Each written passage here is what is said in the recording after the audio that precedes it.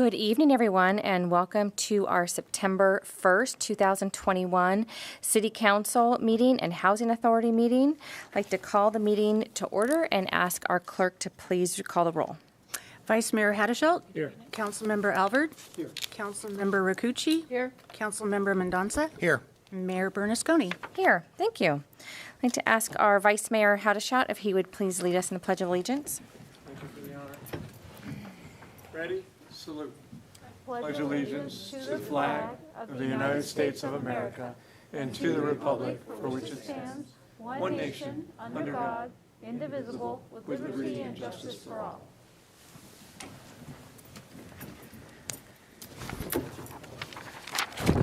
And if our clerk can please announce the procedures for addressing the City Council. Good evening and welcome to tonight's City Council meeting. If you've not already picked up an agenda, they are available at the end of the staff table. If you're here to speak to an issue not on the agenda, you may do so under public comment with a 3-minute time limit. As a reminder, the Brown Act does not allow the City Council to take action on issues that are not listed on the agenda. If you wish to speak to an item appearing on the agenda, you must stay within a 5-minute time limit. Members in attendance may address the City Council at the podium. And there's also a call-in option where comments can be made by calling 916-774-5353. Speaker time limits will be monitored. When the light blinks red on the podium, you'll be asked to conclude your comments. And if you do address council tonight, we would appreciate your name for the record. Thank you.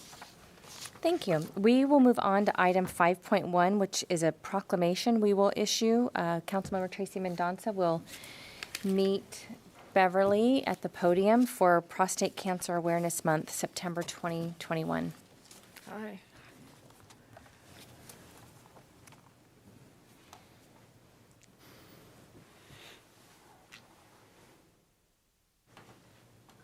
Good evening. All right. Thank you very much. All right, so we have a proclamation here from the City of Roseville and the Roseville City Council. Just going to go over a couple of the items here on the proclamation. Whereas prostate cancer is the most frequently diagnosed cancer in men and the second leading cause of cancer deaths in men, and the American Cancer Society estimates that there will be over 248,000 new cases of prostate cancer in the U.S. in 2021, resulting in an estimated 34,000 plus deaths, and over 20,000 deaths in men in California will be diagnosed in this disease in 2021. And whereas early-stage prostate cancer usually has no symptoms, and studies suggest strong familial predisposition may be responsible for up to 10% of the disease cases. And whereas late-stage prostate cancer commonly spreads to the bones, which can cause pain in the hips, spine, ribs, and other areas of the body. There's a 5-year survival rate of this cancer, and 100% when prostate cancer is diagnosed and treated early, and drops to 30% when it spreads to other parts of the body. And whereas the American Cancer Society recommends that men should have an opportunity to make an informed decision about whether to be tested for prostate cancer based on their personal values and preferences. And rapid reduction in prostate cancer mortality is attributed to early detection through PSA testing and advancement in treatment. And whereas the City of Roseville joins communities across the nation to increase awareness about the importance for men to make an informed decision with their healthcare provider about early detection and testing for prostate cancer. Now, therefore, I, Tracy Mendonça, on behalf of Mayor Bernasconi and the Roseville City Council, the City of Roseville, California, do hereby proclaim the month of September as Prostate Cancer Awareness Month and urge citizens to acquaint themselves with the issues involved in prostate cancer awareness. So at this time, I want to present this proclamation to you. Thank you very much. I will return the mic over to you. Thank you. I really appreciate the attention and the time you've taken to issue this proclamation. I'm Beverly Nicholson. I'm a registered nurse and have worked with men with prostate cancer specifically since about 1992, running the Greater Sacramento Prostate Cancer Support Group sponsored by UC Davis, Dignity Health, and Sutter. So I've unfortunately seen many, many men diagnosed with this disease and dealt with it. Fortunately, many of them have been quite successful, and I know they would join me in urging the citizens of our community to talk to their physicians Men and their wives are greatly helpful in encouraging men to get appropriate testing and screening for this curable disease. So I do thank you very much for increasing the awareness in Roseville of this very important healthcare issue. Thank you so much. Thank you.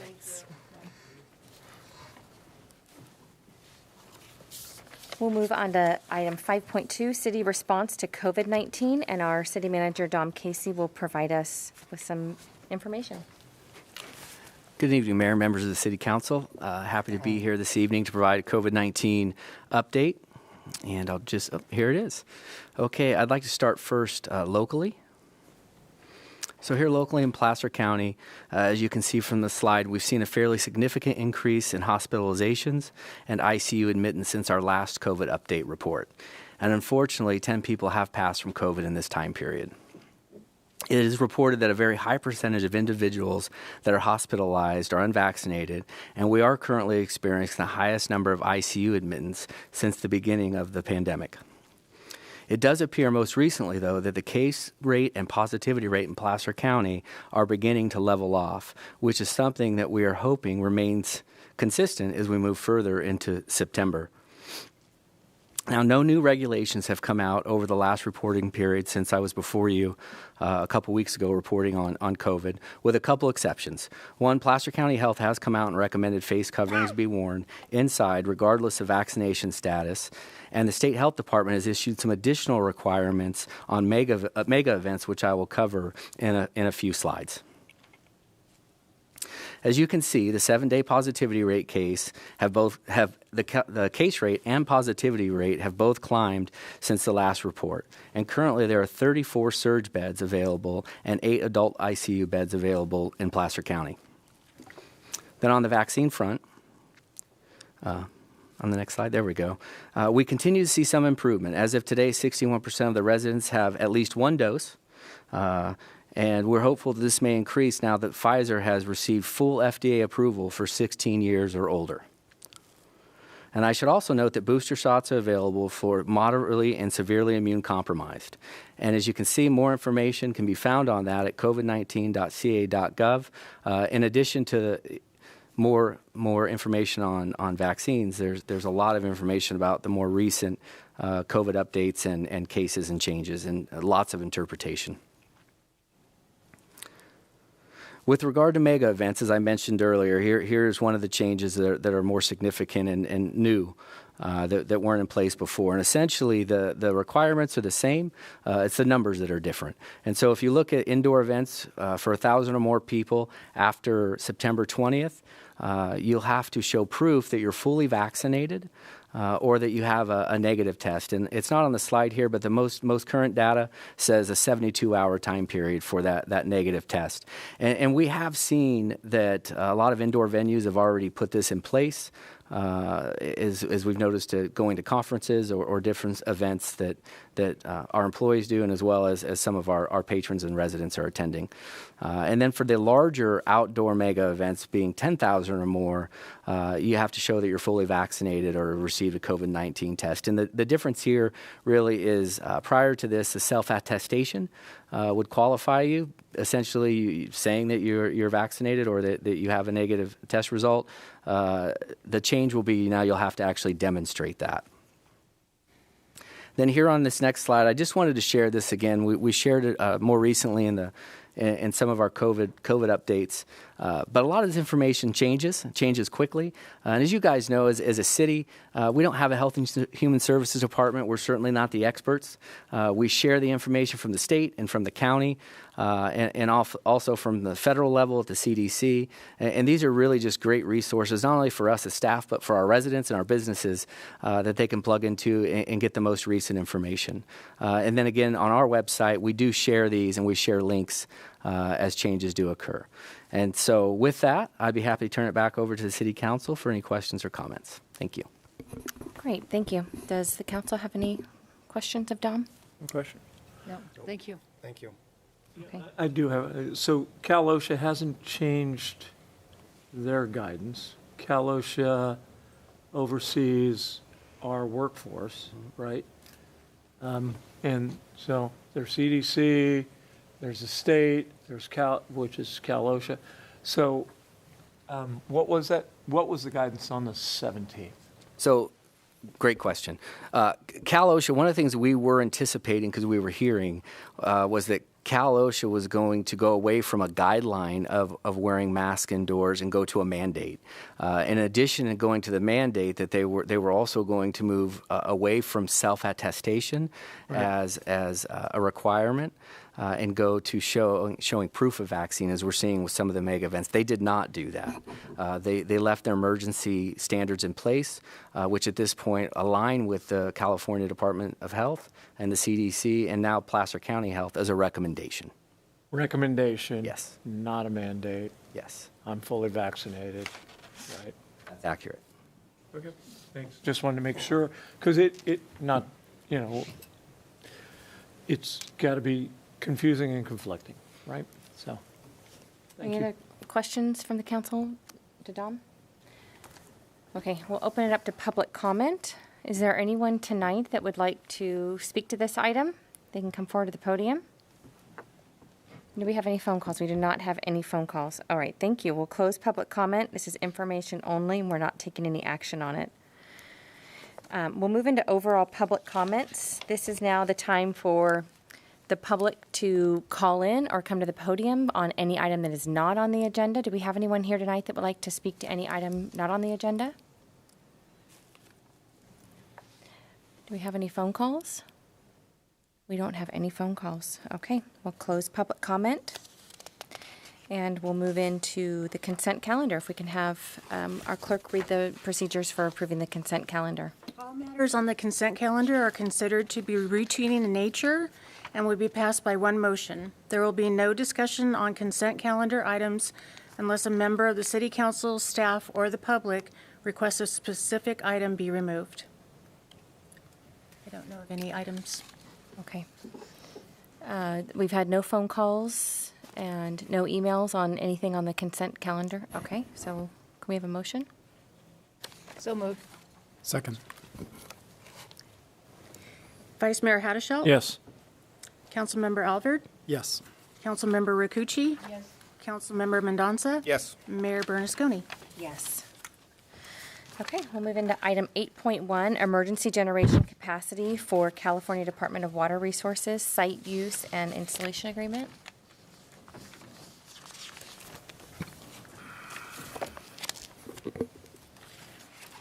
Good evening, Mayor and council members. This item before you tonight is a recommendation that the City Council adopt a resolution approving a site installation and use agreement between the City of Roseville and the California Department of Water Resources, and authorize the city manager to execute that agreement on behalf of the city. So we have a very brief presentation here. As background, and you've been briefed in a previous meeting in mid-August on this item. The statewide electric grid is constrained due to the drought. California is adding additional power generation resources to support the grid. The state of California approached Roseville back in late July about siting two 30-megawatt units adjacent to the Roseville Energy Park. In mid-August, the City Council approved a term sheet and site access agreement. And at that time, we mentioned to you that we would be coming forward with at least 3 additional agreements to support this effort. Do you want to go with the key terms? Sure. Good evening, Mayor Bernasconi and council members. Joe Mandel from the City Attorney's Office.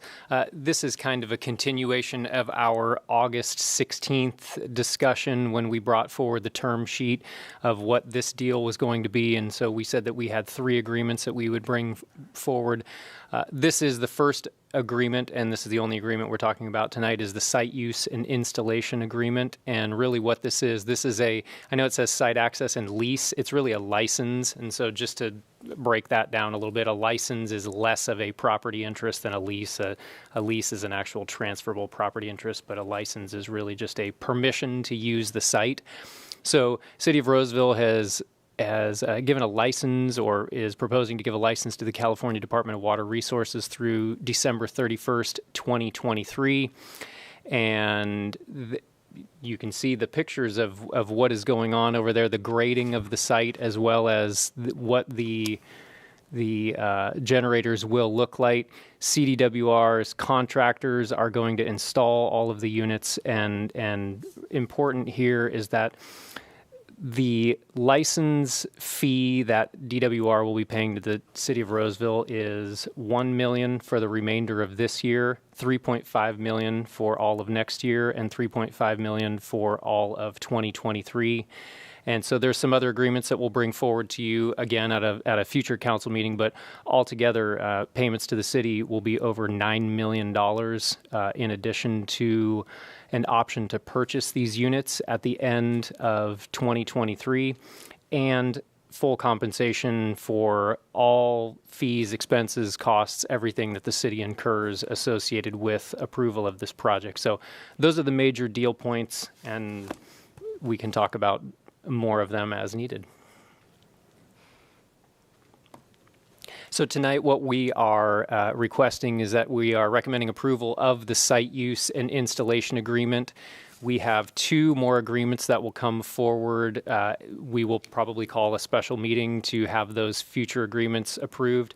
The other agreements are an operation and maintenance agreement, which is really just to operate and maintain the generators out there at the site, as well as an energy services agreement, which is going to handle schedule coordination as well as fuel management. So those are the items that are being covered by these other ones, but this is really just the license and permission to use the site that's before you tonight.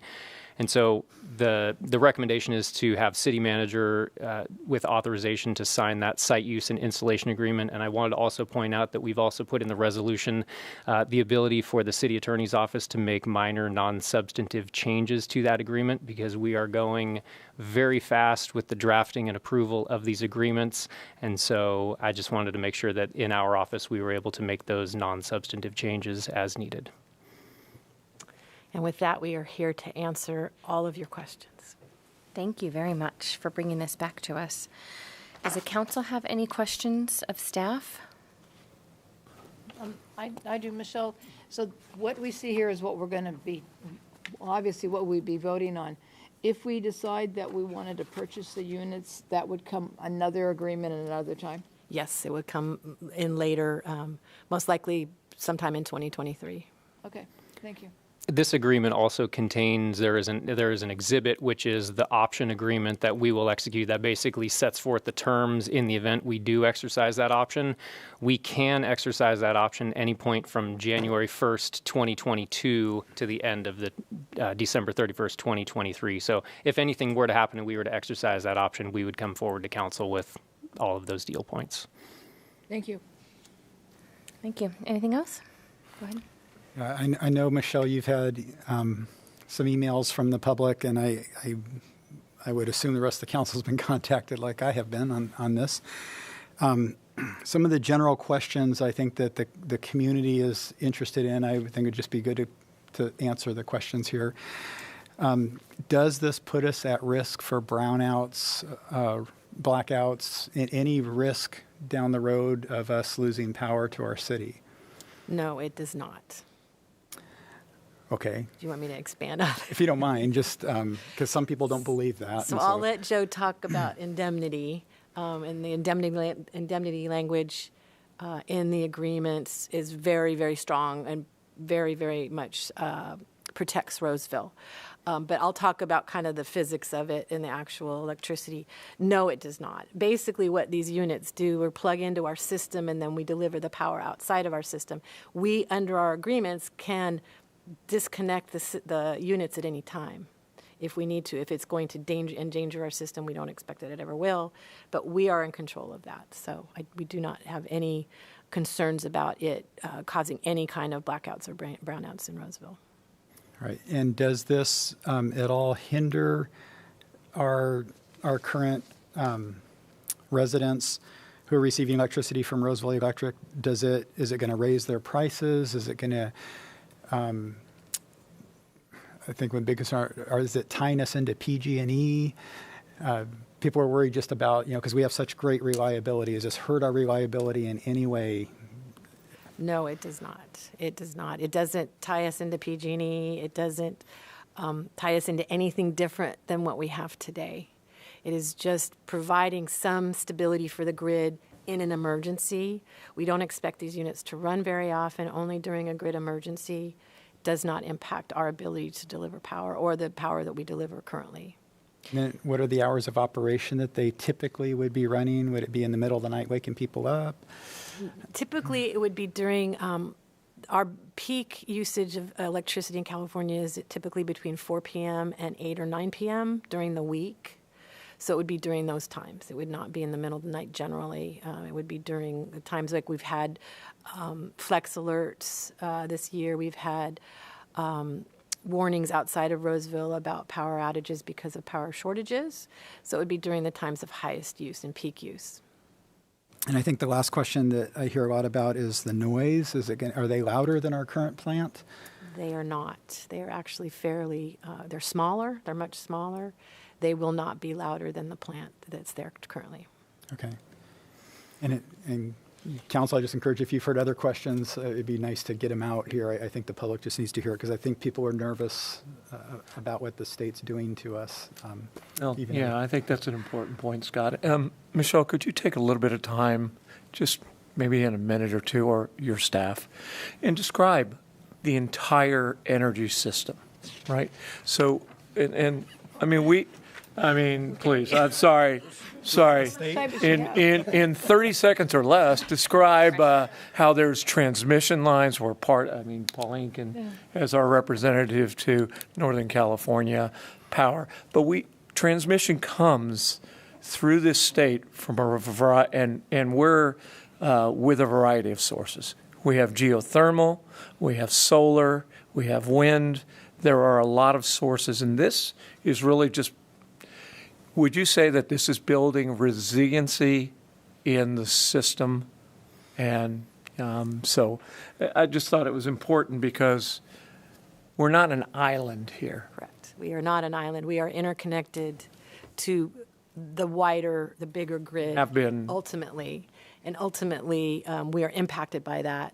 I think you did a great job explaining the system, so I don't know how much more I need to add. It's been a long time since I've been on PUC, but. We do have quite a diverse energy resource portfolio. You mentioned solar and geothermal and hydropower, and the drought is one of the reasons we're having a shortage this year. And we have in other years, we have our gas-fired plant, the big one that's here in Roseville. We have 2 smaller units that are located in the county. That diversity really has made us as resilient as we are. These are just to provide resiliency for the state for the next 2 years and 4 months. Okay, and I was asked a question, why is this an agreement, since it's about electricity, why is this an agreement with the California Department of Water Resources? So there's a number of answers to that. I think the primary answer is that they are a very large electricity user, and they need a lot of electricity because of that to run the pumps for water. And with the drought, they're not getting the hydropower into the system that they have. They also, under their, and now I'm getting way beyond my area of expertise, but under their authority that the state has given them after the last energy crisis, they are the best poised to site these units throughout the state. Great. Now, and you detailed for us earlier this year, in order to preserve cold water storage at Sites Reservoir, they did something called bypass. So they don't run it through Shasta. Did I say Folsom? You said sites. Where was I today, Pauline? Someday. I was at the future above ground storage. Thanks. Shasta. For the month of June, they bypassed the hydro generation.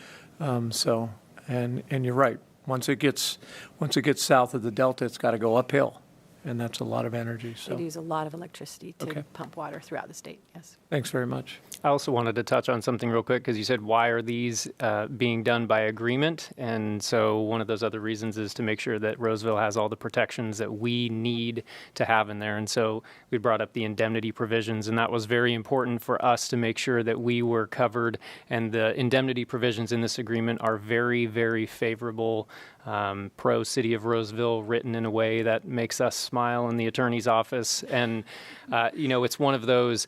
DWR will indemnify, save, defend, hold harmless the City of Roseville from any and all claims at all related to anything associated with this project, except gross negligence or willful misconduct. And that's a pretty high standard to meet from a legal perspective. And so there is no definition of gross negligence, but as you look up some of the case law definitions, it's just short of reckless disregard. So I don't think that's how we operate our machinery out there, but I mean, that's the standard that we're being held to.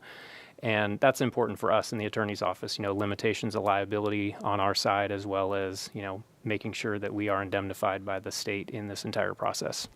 The smiling attorney in the water business is an endangered species. Indeed. And I'm one of them today, though. Yeah. Thank you. All right, sure. Any other questions of council? Maybe one, Michelle. I had, and it was along with a resident sent an email. And the question was, if we purchased, because at the end, there's an option that we could purchase them at a discounted price, was there any restrictions if we purchased them of certain things they could do with them, even though they were ours? Like right now, they're going to run them when they need them. But if 2.5 years from now, we buy them, if we buy one or both, and we put them on our site, would it be at the other site? Or that's a whole... That's a whole different yeah, thing. we don't know. Okay. Well, the concern is how do they run? Will you be able to run them like we'd normally run our plant, or would there be more extra rulings or things that we'd have to compliances? That would not be our understanding of, and Joe can answer this. It's my understanding is we will own them free and clear, and they are ours to operate and permit and maintain and everything else. I don't know, Joe, if you have... Yeah, and as of now, the title to all of everything is still in the state, still would be in the state through 2023. And if we exercise that option, theoretically, then now that title would transfer. We do some sort of agreement for, bill of sale type of thing for the transfer of the property.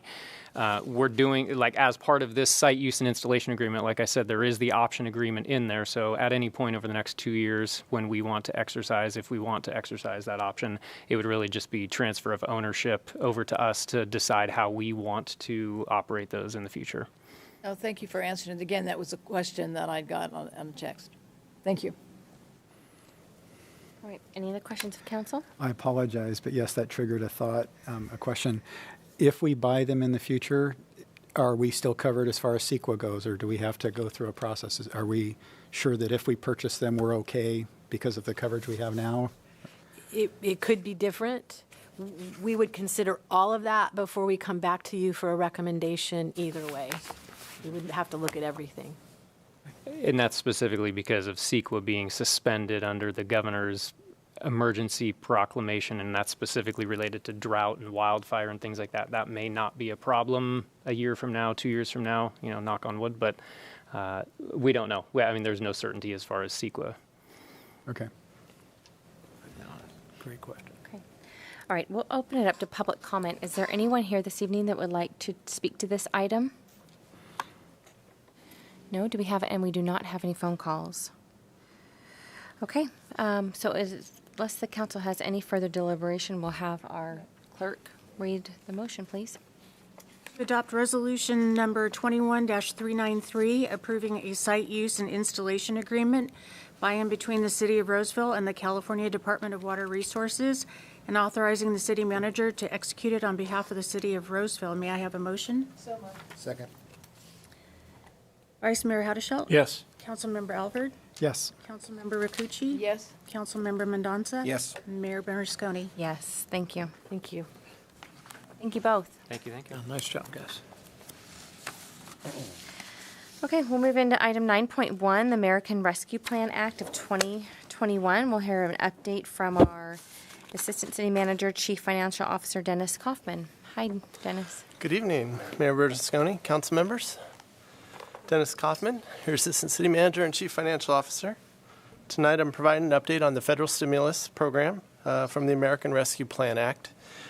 And although the U.S. Treasury has not yet finalized the rescue plan compliance requirements, staff are working on a number of initiatives for council consideration and input. And so this item tonight is informational only. Action items will be brought back later to City Council for consideration and approval.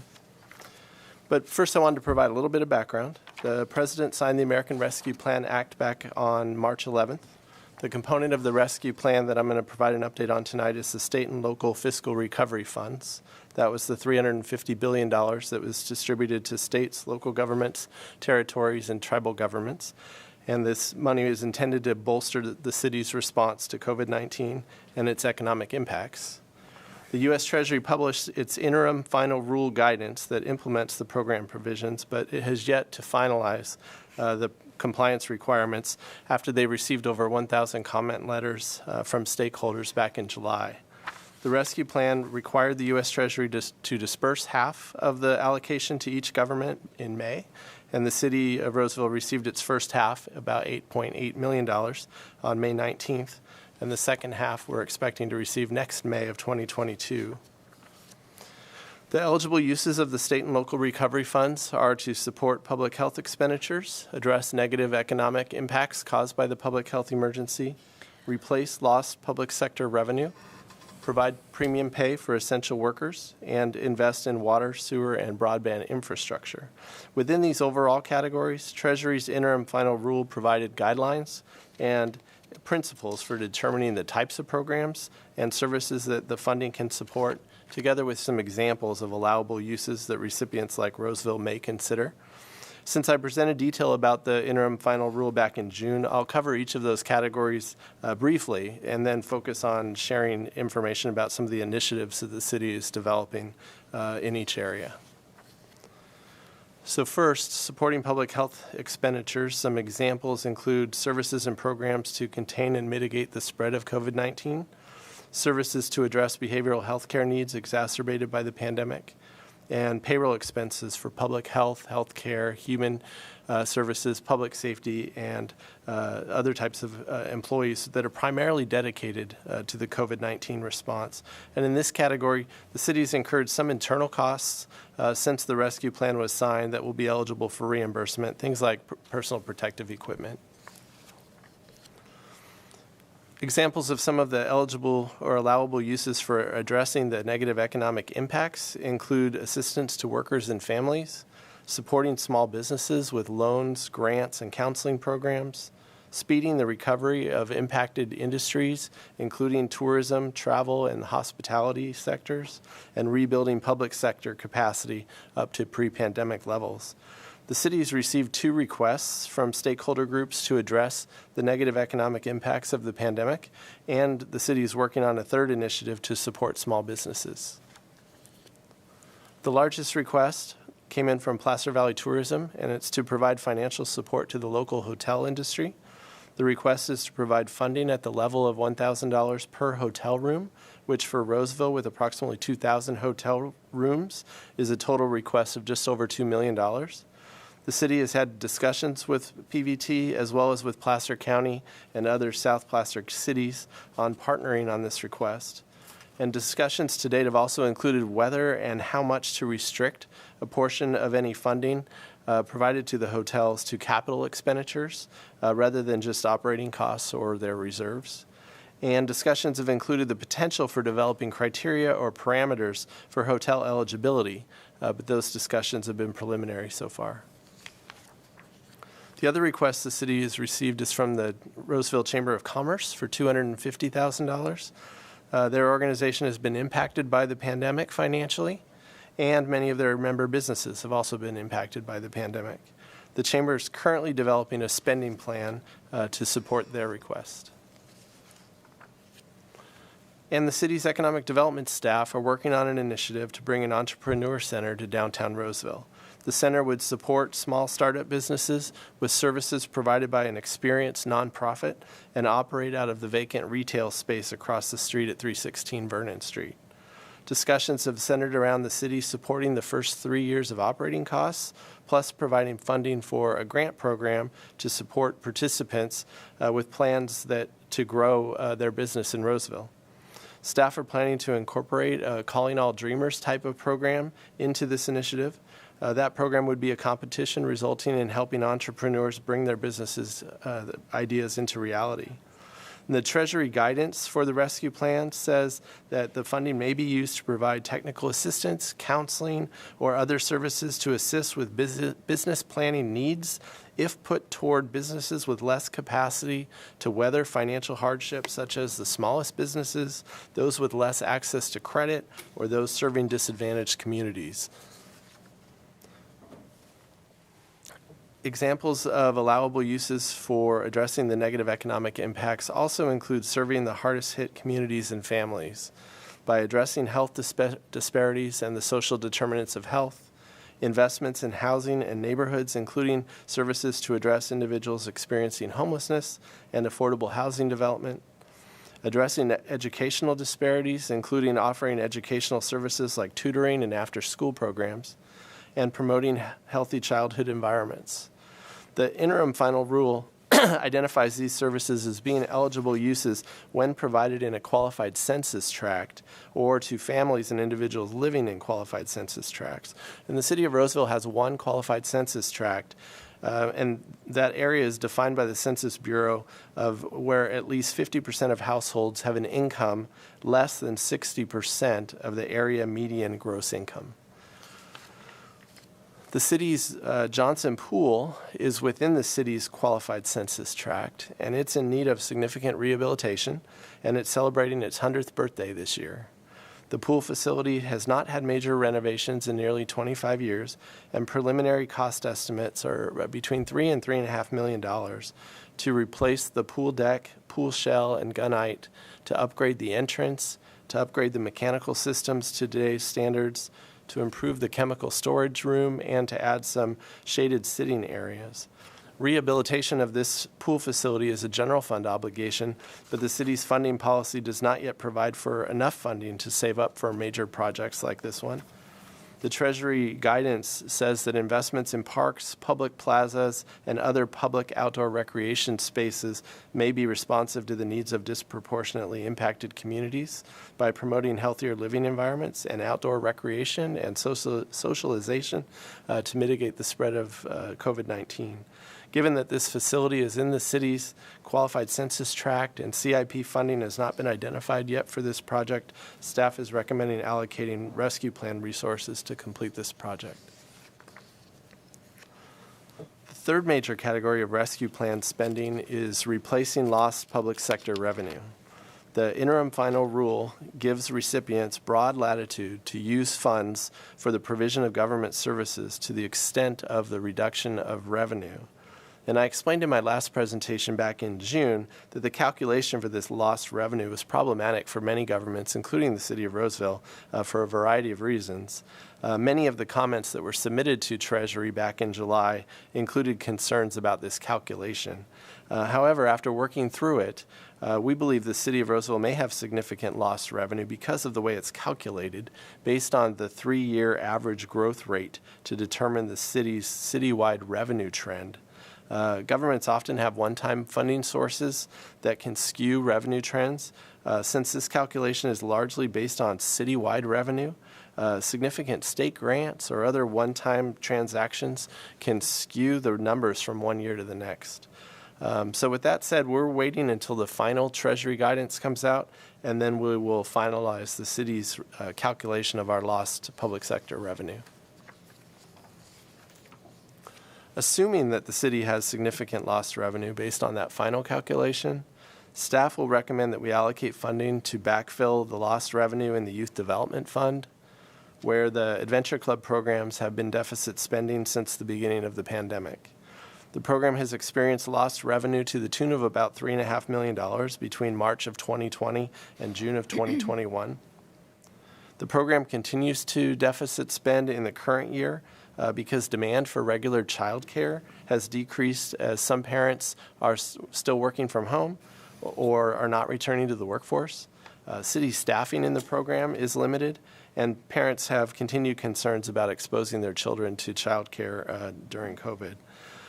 Staff will also recommend reimbursing the city's unemployment self-insurance fund for its unreimbursed claims costs.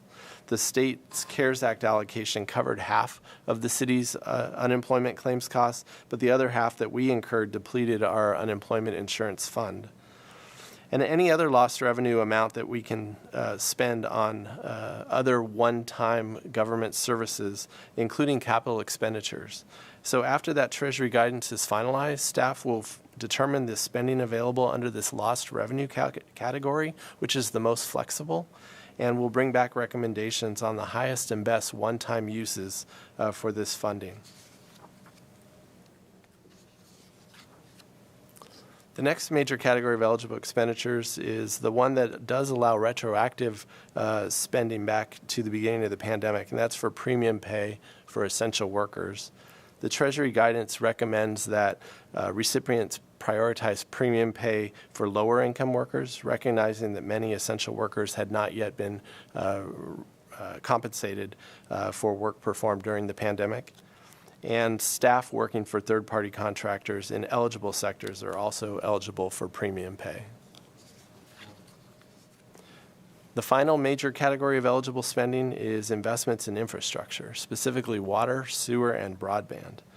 This is the only category where governments must obligate projects by the end of 2024, but have until the end of 2026 to complete construction.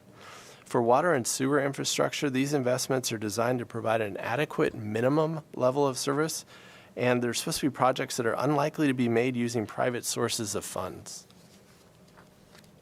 For investments in broadband, the focus is on households and businesses without access to high-speed internet access, and for assisting households to support internet access or digital literacy. Those are also eligible uses. So in this area, our city IT department is recommending a few initiatives, including potentially connecting our adventure club sites to high-speed broadband with fiber and network connectivity with a one-time investment from the rescue plan funds. This investment would help close the digital divide gap for children that go to some of our adventure clubs. Some of those club sites are 10 to 15 years old and have really poor internet access. City staff are unable to access high-speed internet at some of those sites to do their work, and the students are unable to access high-speed internet to do their homework at the adventure club sites. To fund this initiative, IT is also exploring other funding opportunities through federal and state grant programs that are dedicated to broadband infrastructure. IT is also recommending applications to enhance our remote access for city operations, including electronic and digital signature applications, and IT is recommending improvements to our cybersecurity as well as our business continuity and disaster recovery programs. And cost estimates for these initiatives are still being developed. So those are all of the eligible categories and some of the initiatives. I wanted to mention briefly the ineligible uses that are either mentioned in the law or in the Treasury guidance, and they include deposits to pension funds, those are ineligible, deposits to reserves are ineligible, and other types of infrastructure are ineligible unless we have enough of that lost revenue category. Then we can spend it really on any governmental service, including capital expenditures, which would include other types of infrastructure. So as I outlined in my last presentation on this funding, we're following the Government Finance Officers Association's recommended guiding principles, which recognize that these federal stimulus dollars are temporary one-time resources that must be spent on temporary one-time uses. We're paying attention to how other agencies are spending these rescue plan funds, and we're discussing partnerships where they may make sense. We're being thoughtful about the intent of the rescue plan funding and the city's potential spending initiatives. And I want to note that this is a process, and that the city's spending plan will evolve and will become more detailed over time, particularly after the Treasury finalizes the compliance requirements. So this slide summarizes the major initiatives the city's recommending for your consideration. But again, staff are seeking your input. There are no action items tonight. We'll be bringing these back later. So our next steps include reviewing the final guidance and compliance requirements after the Treasury publishes them, hopefully in the next few weeks. Then staff will review the requirements with our independent auditors. Then we'll come back to the City Council and provide an update to you on the final guidance. Staff will also be bringing forward recommended budget adjustments and agreements for the initiatives that are being recommended for rescue plan funding. And staff will be providing the required quarterly reports to the United States Treasury on the city's spending of the rescue plan funds, and will provide regular updates to the City Council. So this concludes my formal presentation. I'm available for any questions, and we'd appreciate any input from council on the initiatives I've outlined or any other considerations. Thank you. Thank you for that. Does council have any questions? I'm sure we all have questions. Who'd like to start us off? Anybody? I'll start us off. A few questions. The slide that you showed that kind of was a summary of each of the expenses. So we've received roughly about half of the money so far. The slide that had the summary of the expenses, does that roughly equate to the second half, basically, of the payment? The slide totals about $12 to $13 million, and Okay. we've received about 8.8. So it is actually more than the So cash we've we gotta have start in the bank. Cutting and pairing and Well, making. that and we included the total there for like the Entrepreneur Center, which could be $500,000 to $1 million, but that's intended to last 3 years. Okay. Knowing that, so just a couple questions. Knowing that some of these could be regional type of efforts. So you take, for example, the hotels, and I know we have to really dive into what that looks like, but would that be that, say, Roseville money funds only Roseville type hotels? I know there's a consortium of many hotels together, so how would you envision that working? Would Rockland's dollars then potentially take care of their hotels? Is that kind of how it's envisioned? That is part of how it's envisioned. We've also looked at the state's allocation, the county's allocation. I think the Placer County got about $77 million, and so the thought was, maybe we can partner with them and to get to the requested amount. Okay. When you talk about premium pay for lower income workers, is there kind of a metric that's been set up for that? There's kind of a maximum that the Treasury has kind of established. And they said either look at your state median income or your county median income. And if you're going to pay a group of employees more than 150% of that median income, it seems excessive to the U.S. Treasury. Yeah. And we don't have anybody really in that category. We have currently not paid any premium pay that would be eligible for reimbursement. But we don't have anybody in the 150%. I think what it's saying is they want us, if we were to pay premium pay and be reimbursed from rescue plan funding, they would want it to be focused on employees with lower incomes than higher incomes. Okay. Okay, I think those are all my questions for now. Do any of my colleagues have any questions of Dennis? I had a couple. So Krista actually asked the question I had. So you said the 8.8 million, that's roughly half, or we received 8.8 million. Okay. So we're confident that that's half, like we're confident of the number we're getting, because I know you said in your presentation that some of the compliance requirements had not yet been finalized, but we're confident the number itself of what we were promised, we're sure we're going to get that amount. Well, I will feel 100% Because confident. I just want to throw it out there because everything on your list. There was nothing on that list that I couldn't back. Those are all needs. Those are all things that I believe are crucial to this community. They're things that I think we could certainly put the money behind. But my concern is, I don't want to start talking about things that we can't afford. Right. So we received 50% of our allocation, the $8.8 million. We're expecting another $8.8 million in May of 2022. And I will feel 100% confident once we have the cash in the bank next May. As you know, Roseville is very engaged with advocacy in the state and at the federal level. And as Congress has been talking about infrastructure bills and the federal budget, I know that there has been concerns of governments across the country on whether that money for the second payment will get reallocated. And so it hasn't happened, hopefully won't happen, but so there's no 100% confidence until. Elephant in the room, just wanted to. But your point is a good one. We can't overcommit until we know we're going to get that second tranche. Because everything on that list, I would feel horrible, if we committed or we went down that road and then we had to back up a little bit. On one of the items about the hotels, would we be able to select which hotels we gave aid to? And that wouldn't be across the board, right?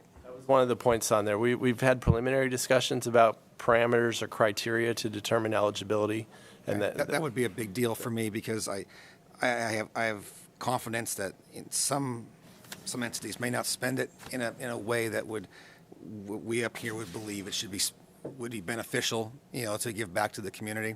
So I want to make sure that we have oversight on how we spend that and which ones may or may not receive those benefits, and then. When you come back at a later date, given that the compliance requirements are not yet finalized, we're all going to be discussing items up here tonight, but will we also be able to discuss additional items once we know that these requirements are not as fluid as they are right now? Or do we have to pretty much disclose or discuss what we want or what we think we might want to spend this money on tonight? Or is there something that we can bring up when you come back once we know more and things have solidified a little bit? We'll definitely be having more conversations. Like I said, the summary slide doesn't add up to our full allocation, and as we come forward with updated cost estimates for some of these initiatives, it may free up dollars for additional initiatives. Okay. And then when you come back, some of these items, like for the Johnson Pool, you had mentioned the chlorine room and the equipment room. Obviously, there's long-term costs, associated with that as far as maintenance after all of this upgrade gets done. Will you be coming back to us on the various items as to once those are upgraded, what we suspect those annual or semi-annual, whatever those costs are, so that we know?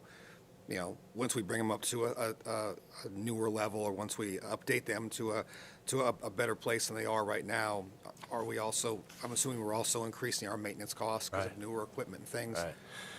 So, we do have our CIP rehabilitation funding policy where we're increasing our funding to cover those types of replacement and rehabilitations. But that's an excellent point. If let's say we were doubling the size of the pool, for example, then we would know that 25 years down the road we'll have to pay that much more to replace it. In this case, we're just talking about rehabilitating what we currently own, and if we don't do it, eventually we would have to close the pool. So that equipment in that equipment room, we're rehabilitating it, not replacing it, or did I misunderstand that? I'm not sure about the details of the chemical room. I don't know. I can jump in on that, Councilman. I was just curious because the pool foundation, I get that's a one-time thing and that should last X number of years. But the equipment, I just want to see, are we budgeting long-term for that maintenance? So two things there. One, it would be full replacement, right? And so we would actually hope to decrease costs with that because that equipment is really old and not efficient. And so the way it disperses chlorine and acid and different chemicals, there's a lot faster, more efficient ways to do it today with the current equipment. And so that's one that we'd be hopeful for. But it would be a complete replacement, not just a rehab. But there would certainly still be the costs; they would exist. But our hope is they might go down a little bit. Okay. And on the funding piece, I think to Dennis's point, right now, I don't remember the exact figure, but I think we're probably close to, 5 cents to the dollar for funding our capital improvement program. And so this would certainly be helpful because our current general fund capital improvement is not even close to being fully funded right now. Okay. Thank you for clarifying that, Dom, because my whole thing was if it's a little more to replace it and then cheaper in the long term, as far as just rehabbing certain things, I want to make sure that we're looking at those costs and making sure we're cognizant of that. Okay, that's all I have. Thank you, Mayor. I just have two questions for you, Dennis. With the entrepreneurship that they're looking at, will we find out what they'll be or have an opportunity to, I'm interested in, not that I'm an entrepreneur, but, robotics or 3D things, or is it going to be an eclectic of who chooses? Well, I know economic development is having discussions with a potential operator who provides these type of services. I expect that the economic development will be coming forward to provide more tell details us more information. in the near future. Because I'm just really interested to see, kind of what they have. And then you were talking about, it was for Johnson's Pool, being able to do kind of health-related items in a disadvantaged community. Is there opportunities of other things? Maybe we've used all our money for that, but I'm even thinking in many of those areas, they don't have sidewalks. So if you're talking about walking, they don't have them. And not that you have to, but if you were talking about what people would go out and do, it's much more enticing to walk on a sidewalk than it is to try to go over some weeds and things. Just a thought. Yeah, no, it's a good question. I would probably lump that under other types of infrastructure. And if we had enough of that lost revenue category that could be spent on other types of projects, that could be an eligible project. Okay, just asking. Thank you. Thank you. Councilmember Alvord? I have a couple questions on here. Is Weber Park in the qualified census tract area? I don't believe so. Okay. I can triple check, but I don't believe so. Darn, that would be an interesting opportunity. I'm pretty sure I've looked before when somebody mentioned it. The comment, the item on there about the broadband to the homeless, could you explain, that wasn't on the final proposal, but what could that be? Because I know we do have some areas that don't have fiber into the neighborhoods. And generally, Roseville's, we've won awards by being some of the most, what is it? Did you mean homes or homeless? Homes. Did I say homeless? You said homeless. You did. I missed that? Yeah, Homes, sorry. Broadband to homeless. Broadband homeless, yeah, let's figure that one out. I was wondering why you're looking at me funny. Sites Reservoir, right? Broadband to the households. I can't read my own writing. And I was just curious if we knew what that looked like, because that's an interesting thing, because we definitely have a few neighborhoods that don't have cable into them. But we do have broadband towers going up over our whole city. Is it possible something where we could actually help get them online, through grants or something, or? I have not heard of neighborhoods that don't have access to high-speed internet. And in my conversations with our IT department, I'm not aware of a need there, and that's why we were focusing on connecting to the Adventure Club sites, which are city facilities used by a lot of children and parents. Oh, that sounds great, yes. I don't disagree with that. But I'm not aware of any need beyond that to neighborhoods. All right. I could be wrong on that, but if that is the case, if we do have neighborhoods that don't have that, I'd be very interested in looking at what we can do to help those communities out. On the Adventure Club, the 3.5 loss, and I should have asked this offline just so I understood it better, but how is the loss determined? Is this 3.5 million less revenue, or is this 3.5 we spent and we didn't get recovered? It's a combination of both. Because the program was closed for a while, and we laid off temporary employees, but we had regular employees that stayed on the payroll and were doing other things. Then when the program reopened, we have a lot of limitations, physical distancing, right, and lots of capacity constraints. And so because of that, our revenue was lower. But we're still incurring the expenses. Okay.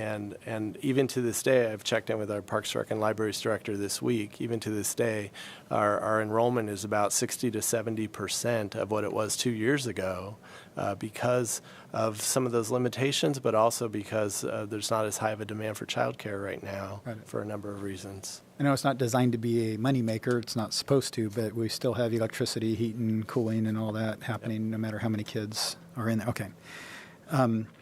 The Entrepreneur Center, the one thing I wanted to mention, of all the investments or recommendations that are here, this one is really an investment. Our businesses took a real hit. Some of our businesses had some pretty big losses through the pandemic, and I think this is a neat opportunity for us to put money towards actually investing in the future. This is the one thing that actually pays off down the road, which I think is very responsible for our city to help get some of these businesses started. It's going to pay our community in the long run. We're going to help get these guys off the ground, help guide them with some expert help. And I really, I think that is a fantastic idea. And as much as we can do that kind of investing that actually pays us in the future, with jobs and tax revenue or whatever it's going to be, I think that's just a great thing for our community. So I'm fully behind that. And I think the Johnson Pool thing, I think is fantastic. I think that community definitely needs something like that. That's a great pool. It's real popular. Everybody loves it around there. And it definitely looks older than our others. So it would be nice to give them something beautiful in that area of town. And I'm pretty supportive of everything else on here. I think those are good needs that will help us. So. Great. I may have missed it, but is there workforce training in here? So there are some jobs that aren't coming back. True. Is there workforce training? Is that one of the eligible? It is one of the eligible categories. And Do we have that? Have we spent any time? Would that just be municipal government workforce training, or would that be private sector? it could be either or both. But outside of the Entrepreneur Center, there hasn't currently been an initiative discussed around workforce training. Well, that's good to know, because it's hard enough to find people to work, right? So at this point in time, a census tract is bigger than a census block, right? I want to, Councilman Albert asked about Weber Park. What about Saugstad Park? Is that within the? What about our trail system? Is that within the tract? I knew I should have included a map. I will next time. Check on it. I will next time. I double checked to make sure about Royer. Bigger, right? Royer is not, so I don't believe Saugstad. Royer's not? I don't Okay. believe Saugstad is either. And probably So I think not. they're focused on residential units in that census tract. Okay. All right, I had another question, but great list to start us off. When are you coming back? As soon as the rules are finalized, Halloween? maybe early November, hopefully. And then this goes into a future year budget, or we have money in the money in the bank. We'll be bringing budget adjustments as soon as we have programs to bring to you. And I think to Councilman Mendonza's question, right, and Councilman Albert's passion about this workforce training. That's the Entrepreneur Center, right? That's a 3-year period. So, we can probably phase that in so that if March of 2022, right, that money doesn't materialize, it can be scaled back, or it can be right side, or something can shift around. Or in it the squeezes priorities. out something else. Yeah. Thanks very much. This is uplifting and encouraging. Thank you. Thank you for your work on this. Thank you. And your team. I will open it up to public comment. Is there anyone here tonight that would like to speak to this item? And for public comment, the number to call in is 916-774-5353. Do we have any calls?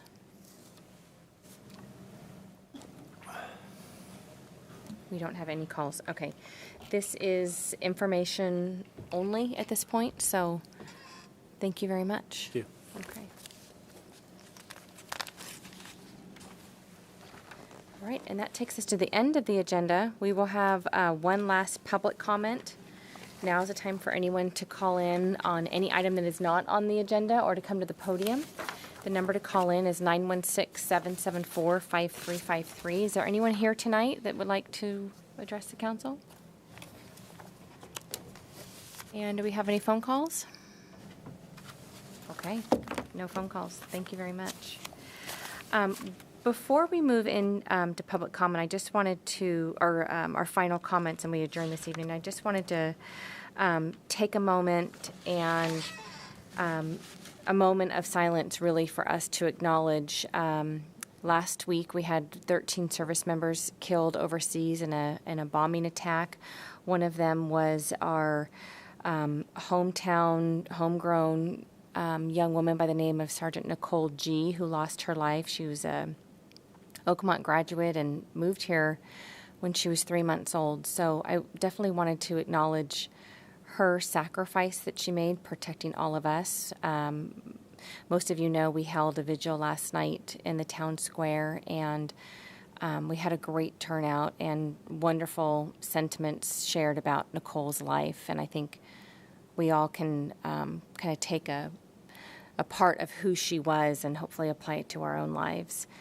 And we will not meet again until after the September 11th anniversary, which is the 20th anniversary of the attacks. And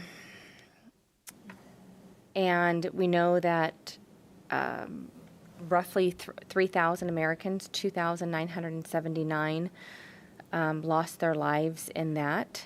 So I just wanted to take a moment and just acknowledge those that serve for us, our first responders, our law enforcement community, our military, and just pay what little respects we can this evening with a moment of silence.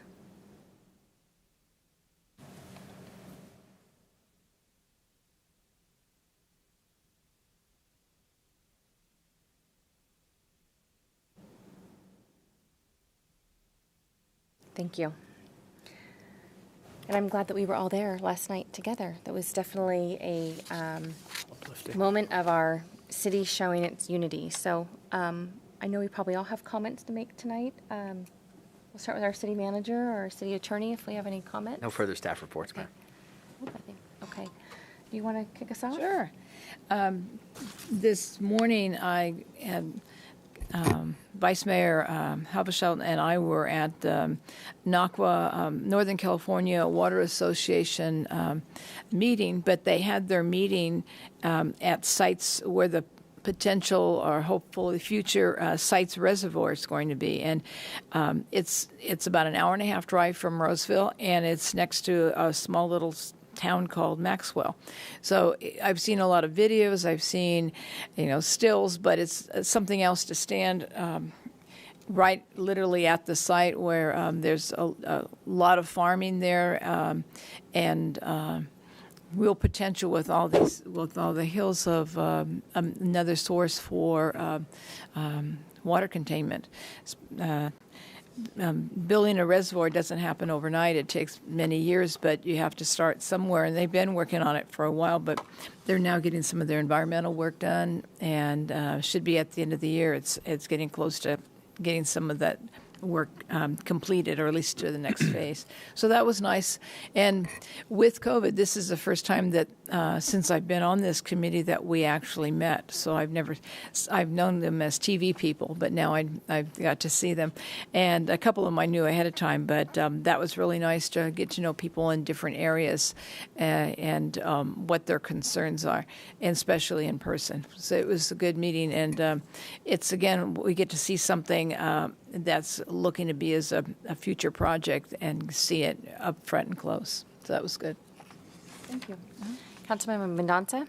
I didn't have any council updates from my assignments, but I had the opportunity last night to speak with our fire chief, Chief Barty, and I just want to ask all of us here in Roseville. He informed me that we're still sending up various teams from our local fire stations, and we're cycling through numerous shifts and crews that are battling numerous fires that are in and around the Tahoe area. So I think we should keep them all in our thoughts and our prayers. They're certainly struggling, fighting a fire that continues to shift directions and create more and more challenges for personnel as they continue to send more and more up there to get a handle on this. So just want our residents to know that we've got several of our firemen up there, fire personnel up there.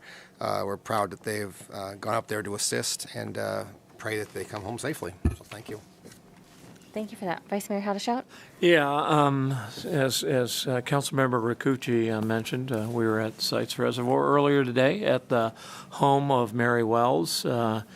This doesn't happen overnight. It started, the first initiative for this started in 1974. I work for Northern California Water Association, so I was there in my capacity as staff.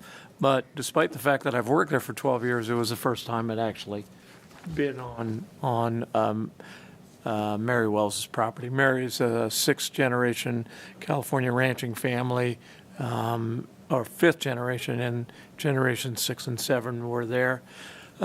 She regaled us with a story of a pretty contentious horseshoe tournament that happened in 2005 between my boss and her husband. So that was interesting, but it was good because Congressman LaMalfa was there as well, and a lot of water managers and leaders in the valley to get an update on Sites Reservoir. So that was very valuable. And the last thing I would say, I think we all remember where we were on 9/11 20 years ago.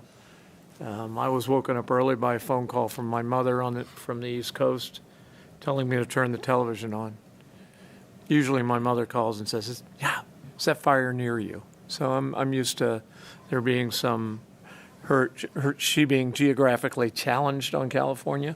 So I thought maybe there had been an earthquake that I had slept through, but it was horrific, riveting, and we'll forever remember that. And as the mayor said, many of those who serve now in Afghanistan were young, small children that, maybe one, my son was 13 months old, and they took up the cause and of freedom here in this country and to, protect it. So it was a very moving and unifying vigil last night.